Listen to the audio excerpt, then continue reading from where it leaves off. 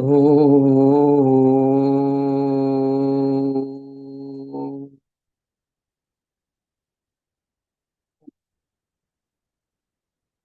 विश्वानि देव सवितर्दुरितानि परासुव यद्भद्रं तन्नासुव। ओम शांति शांति शांति। श्री सद्गुरुदेव भगवान की जय। प्रस्तुत विवेक चूड़ामणि चल रहा है और श्लोक क्रमांक है 333 और विषय है असत का परिहार।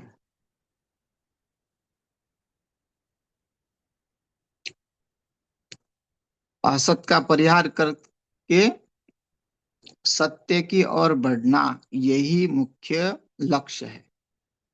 नहीं तो असत का परिहार क्यों करेंगे?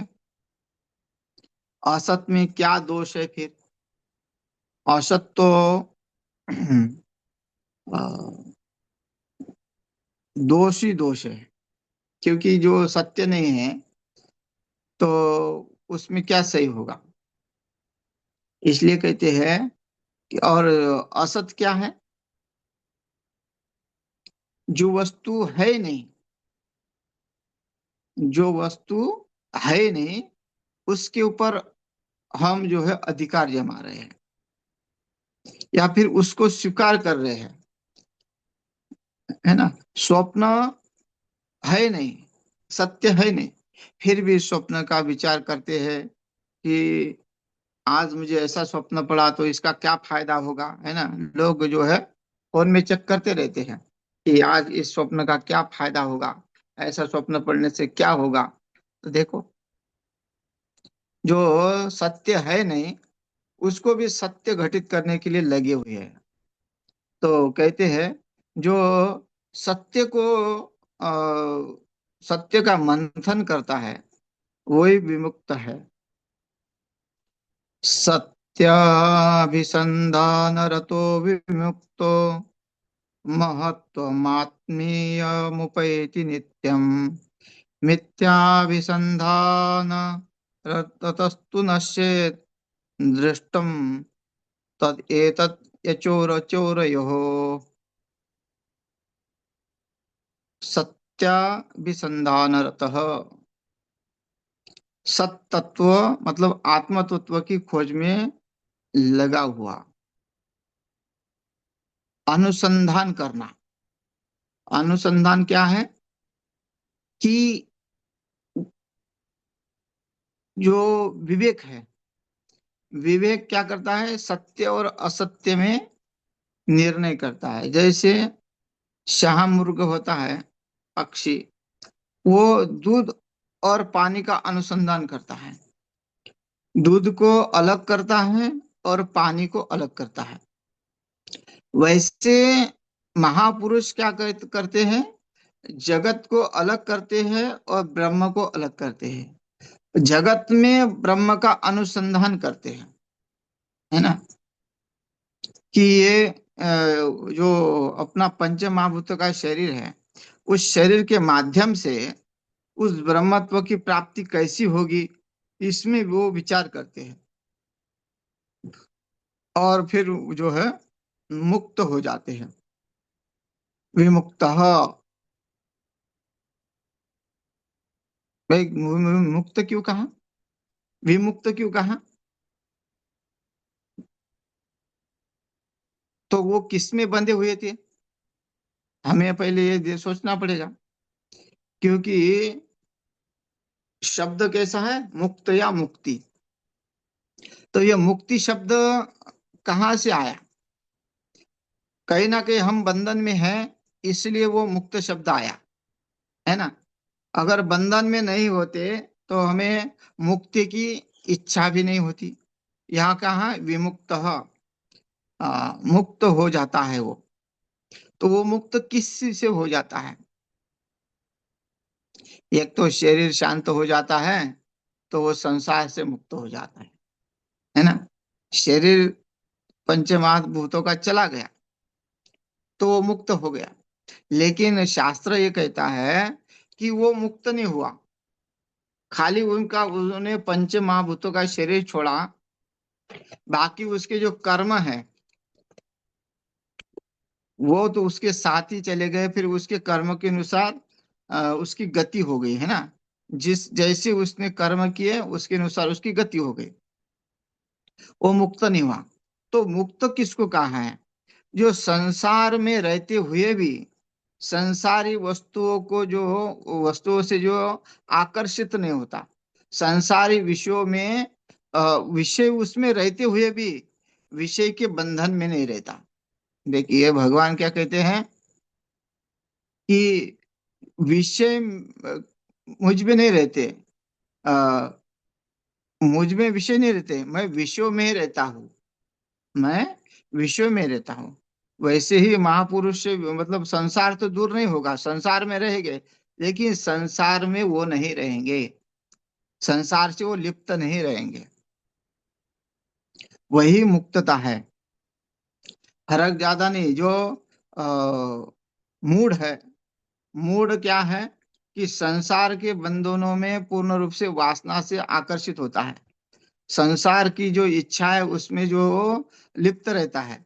और जो ज्ञानी है, उस ज्ञानी उसमें रहते हुए भी उसमें अलिप्त रहता है ना। पद्म पत्र मीमांसा। जैसे कीचड़ में कमल रहता है लेकिन कीचड़ को नहीं लगने देता, वैसे ही ज्ञानी पुरुष जो है संसार को अपने तरफ नहीं आने देता, संसार के जो क्लेशों को अपने तरफ नहीं बढ़ने देता, संसार के दुखों को वो नहीं जानता। संसार की जो पीड़ा है उसको नहीं पता है, क्योंकि वो पीड़ा, जिससे पीड़ा होने वाली है, विष विषय को उसने त्याग दिया है, तो मूल रूप से नाश कर दिया उसने, इसलिए वो विमुक्त हो जाता है। क्योंकि उसने अनुसंधान किया है संसार का, सत्य का, कि सत्य क्या है, ब्रह्म ही है, और मिथ्या ये जगत है। जब ऐसा विचार करेगा तो महत्वम, उसकी महिमा, वो आत्मनियम, आत्मा की उपैति प्राप्त करता है, वो अपने आत्म स्वरूप को प्राप्त करता है। और वो कैसे करता है? नित्य करता है, नित्यम मतलब सदैव। ऐसा नहीं कि थोड़ी देर के लिए उसने जो मन हटा लिया और फिर जो है बाद में और विषय में लग गया, है ना। बुखार आ गया तो खाना पीना सब छोड़ दिया, और बुखार ठीक हो गया तो और दबा के खाने लगा, ऐसा नहीं है।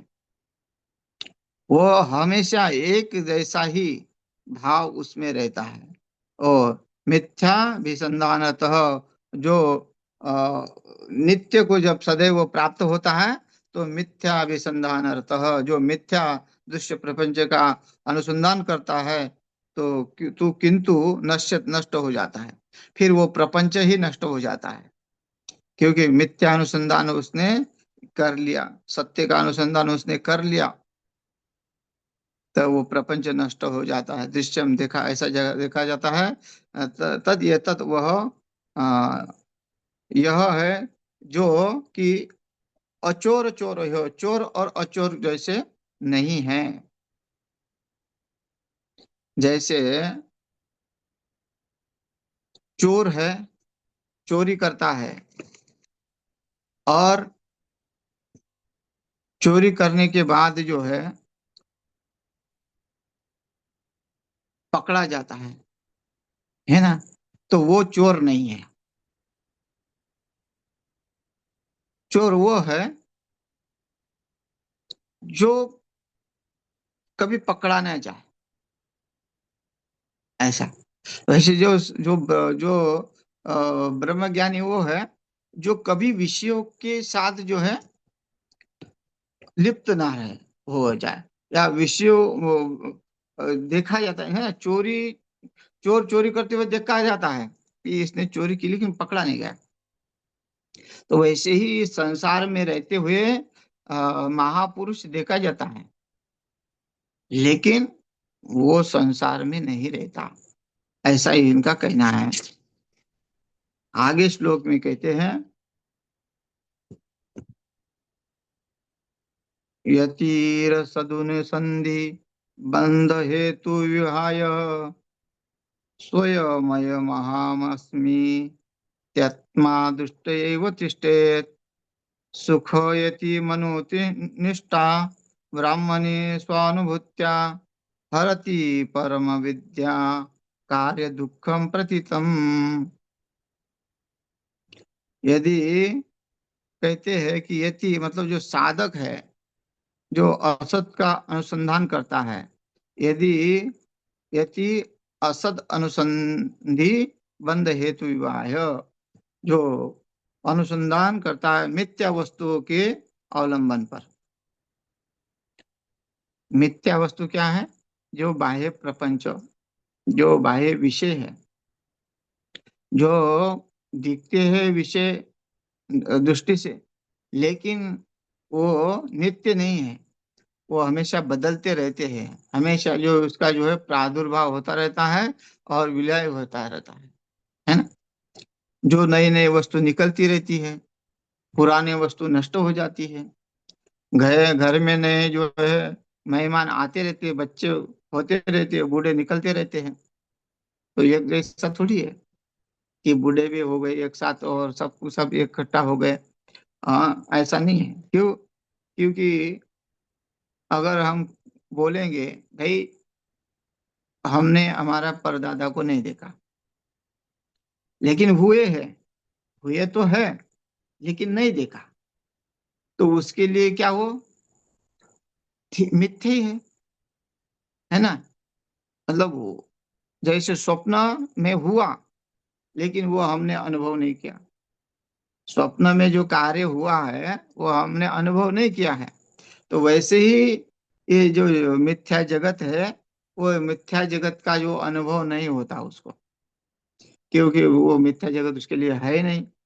वो उसने अवलंबन किया है मिथ्या वस्तु का। और बंधन हेतु विवाह, और बंधन का कारण क्या है? विवाह त्याग कर स्वयं अयम अहम अस्मि, मैं ही यह आत्मा हूँ, ऐसा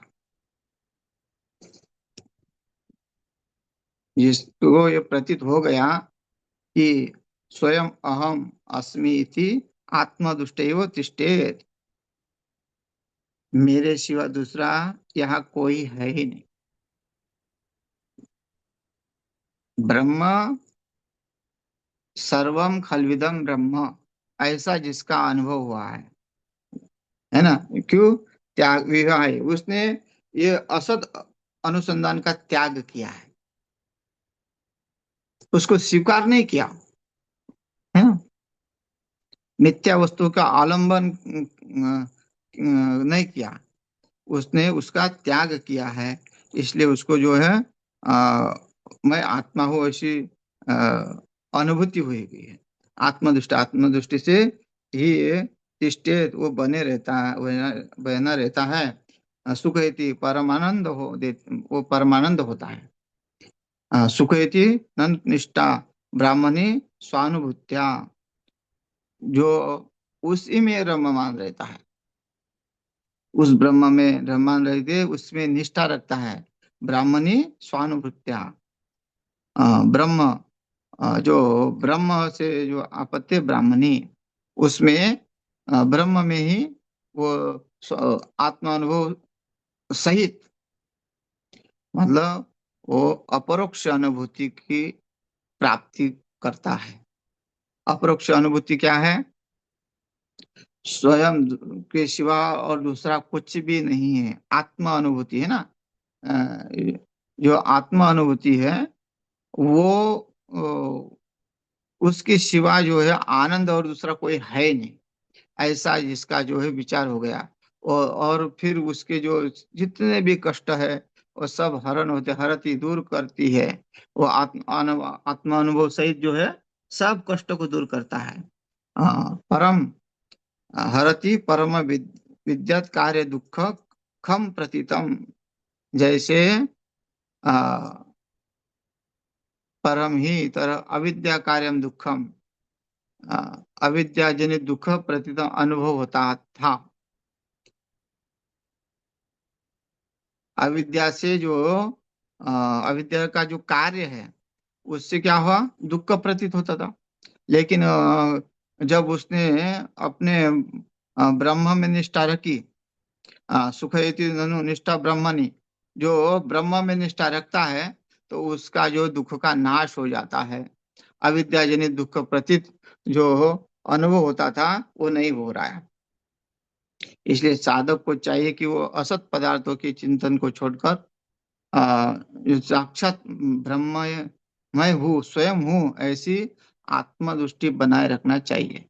अपने अनुभव से उत्पन्न जो है ब्रह्मनिष्ठा अविद्याजनित दुखों को जो अज्ञान की दशा में प्रतीत होते हैं उनको पूर्णतया दूर करने करके परम आनंद देती है, ऐसा कहते हैं।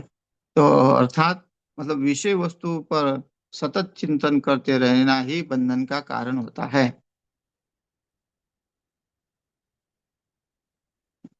जो वस्तु की लालसा है वो वस्तु अगर हमको नहीं मिली तो हमें उसका दुख होता है, और उससे से हम वही बंधन है।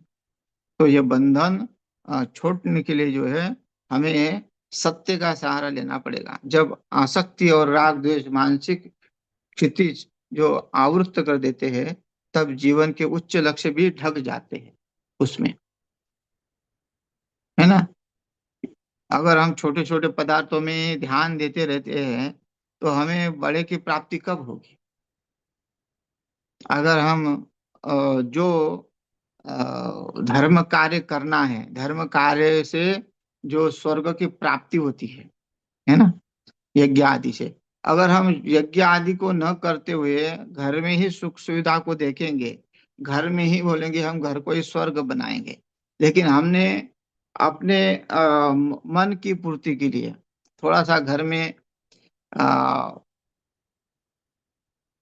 जो है वस्तुओं को बढ़ा दिया, लेकिन वो वस्तु कभी नष्ट नहीं होगी। हमारे पहले अगर वस्तु नष्ट होती तो हमें और दुख होता है, और फिर उससे हमें पूर्ण सुख नहीं मिला। हर वस्तु का मेंटेन करना पड़ेगा, हर वस्तु को जो है व्यवस्थित रखना पड़ेगा। इधर की वस्तु इधर हो जाए तो वो और दुख का कारण होता है। हम अगर कोई वस्तु को हमारे इधर उधर कर दे तो फिर भी वो अच्छा नहीं लगता। तो घर को स्वर्ग बनाते, लोग बोलते हैं ना हमने घर को स्वर्ग बना दिया। तो हम अगर हमारा लक्ष्य अगर बड़ा हो तब छोटी वस्तु ढक जाती है ना। और अगर हमने छोटी छोटी वस्तु को ही प्राप्त कर लिया तो बड़ी वस्तु ढक जाती है।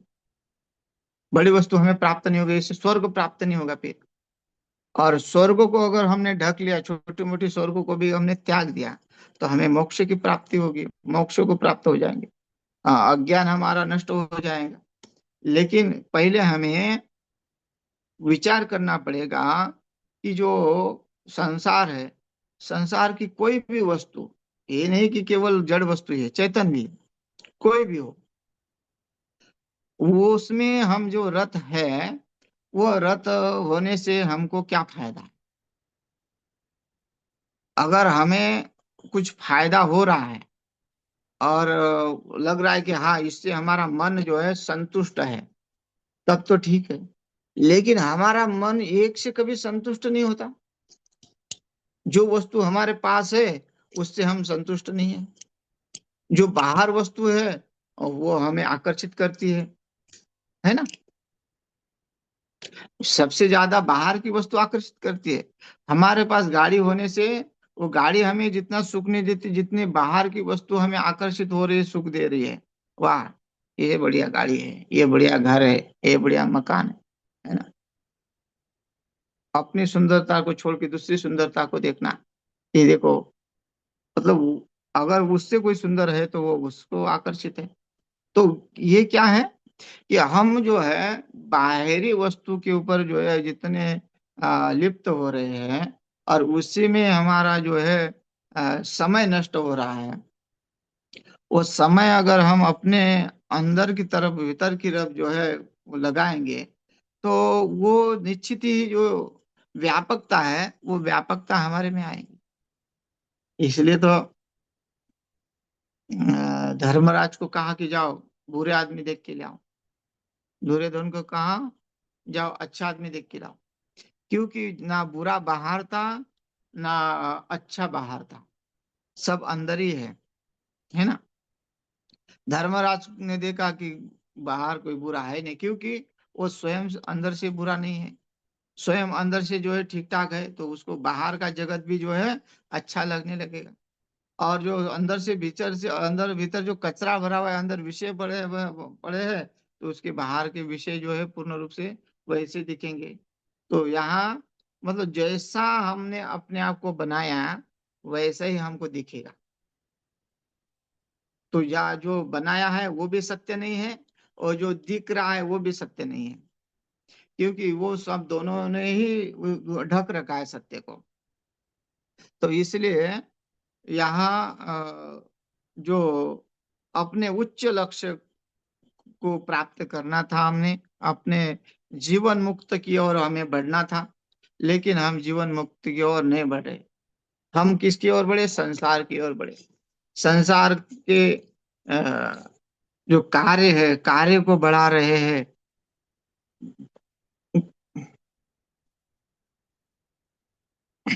मुक्ति के साधन को ढूंढे नहीं रहे कि भाई हाँ मुझे इससे छुटकारा चाहिए।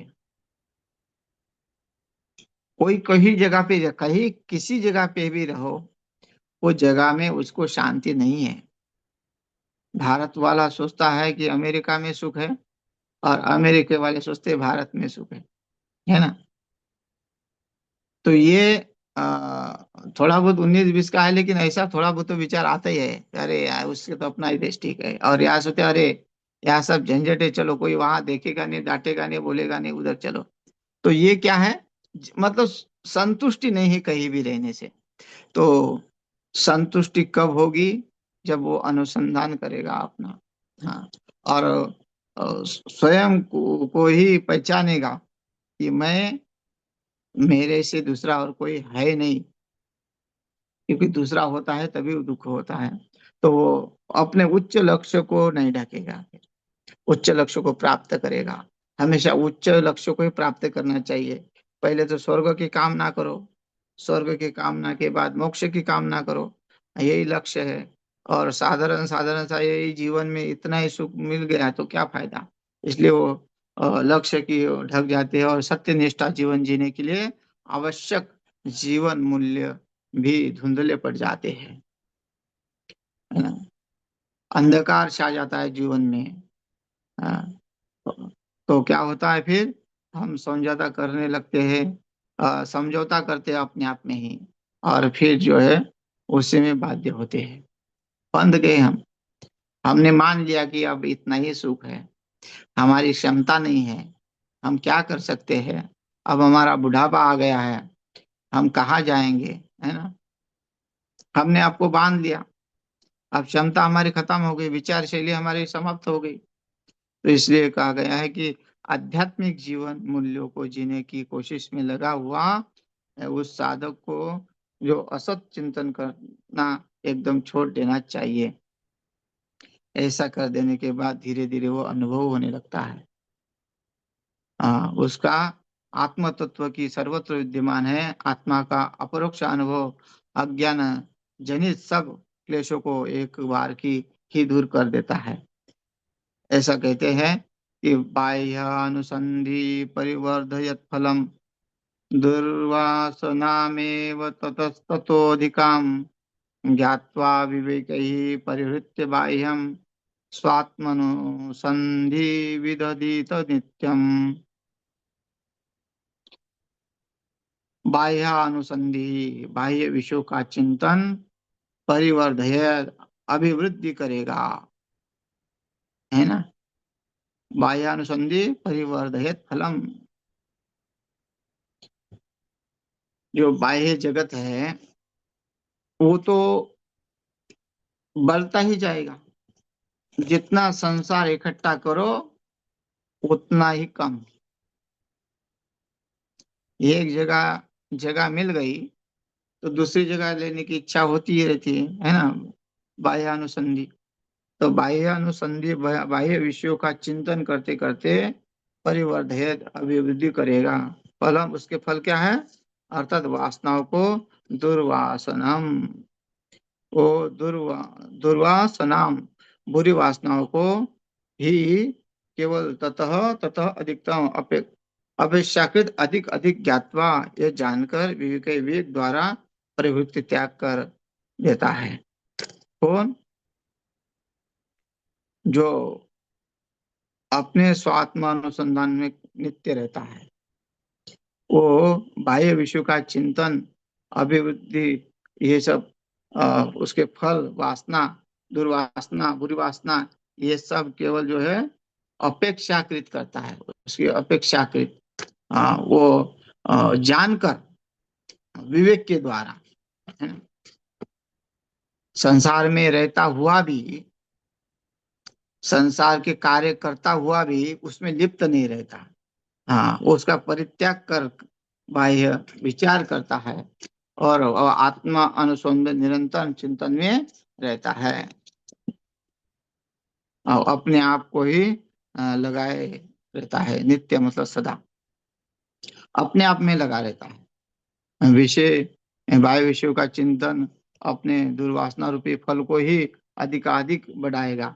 विवेक से यह समझकर व्यक्ति को बाह्य विषय वस्तुओं का चिंतन करना छोड़कर आत्मचिंतन में निरंतर लगे रहना चाहिए, ऐसा कहते हैं। तो यदि हम बाह्य जगत के संसर्ग में निरंतर रहते हुए उस विषय वस्तुओं पर ही चिंतन करते रहे तो दुष्परिणाम कई गुना बढ़ जाएगा,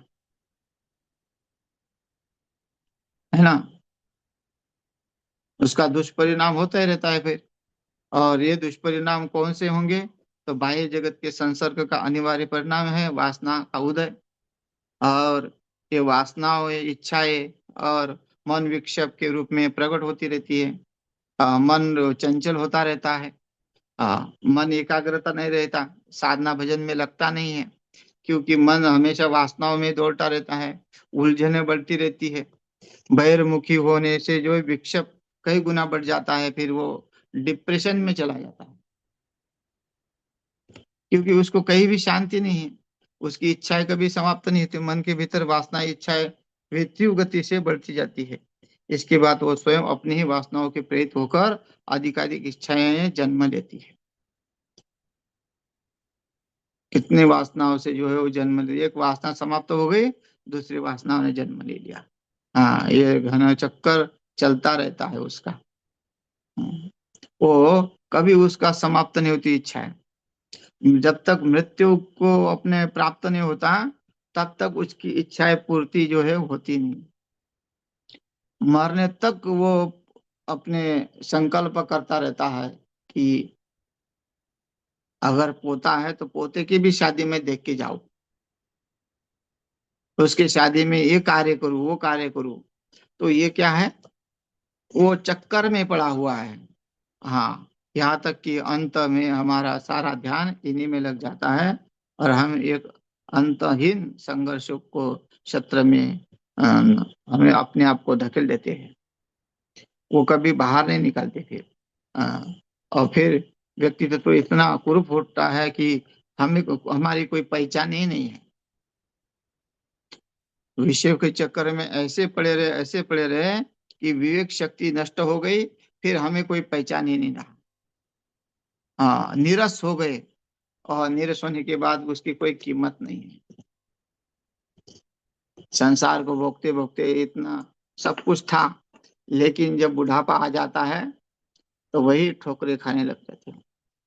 कई लोग वृद्धाश्रम में है ना?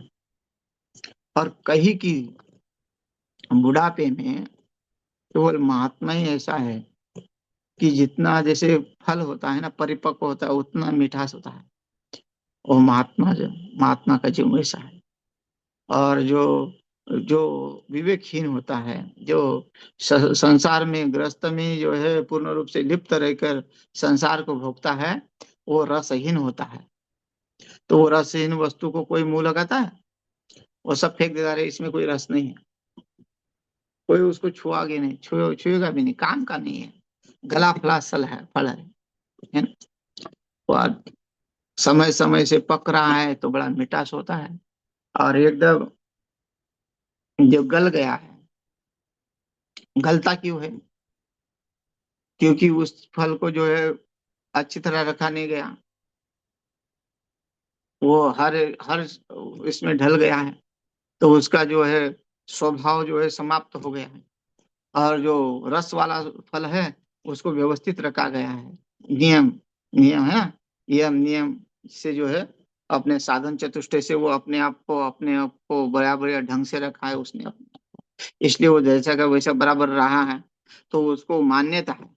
और जो जो म- मन मर्जी से कहीं भी रख दिया गया तो उसको तो फिर दुष्परिणाम होगी उसके ऊपर, तो उसको लास्ट में कोई मानेगा नहीं। तो वही है कि जो जीवन है हमारा, वो जीवन अगर हम समाप्ति को ओर होता है तो उसके पूरे पूरे भाव जो है उतरते रहते हैं। भले ही आपने वस्तु के भाव बढ़ा दिए, लेकिन खुद के भाव जो है गिर गए हैं। जमीन लेके वो जमीनों के भाव बढ़ा दिए, घर के भाव बढ़ गए, सबके भाव बढ़ गए, लेकिन स्वयं के भाव सब गिर गए। स्वयं को कोई पूछ नहीं रहा है, कोई कुछ नहीं हो रहा है। तो यहाँ यही कहते हैं कि विवेक जो है उसका समाप्त हो गया है। तो इसलिए वो अनुसंधान, आत्मा अनुसंधान अपने स्वरूप में ही चिंतन करता रहता है। जो व्यक्ति है वो अपने अनुसंधान में रहता है। तो समय हो गया है, शेष अगले सत्र में देखते हैं। हरि ओम।